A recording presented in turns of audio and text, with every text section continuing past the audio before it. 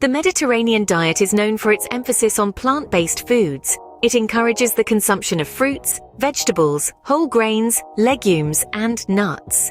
One of the prime sources of monosaturated fats in this diet is extra virgin olive oil. It is also recommended to include fish and poultry in your protein consumption, rather than red meat. This diet promotes mindful eating and a healthier relationship with food by encouraging the sharing of meals with family and friends.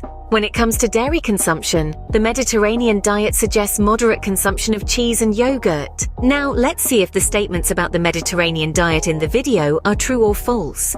The Mediterranean diet is not solely focused on fruits and vegetables. It includes a variety of other foods as well.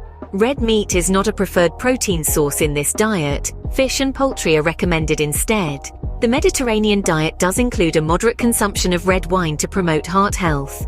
It also places importance on the social aspect of eating, encouraging the sharing of meals.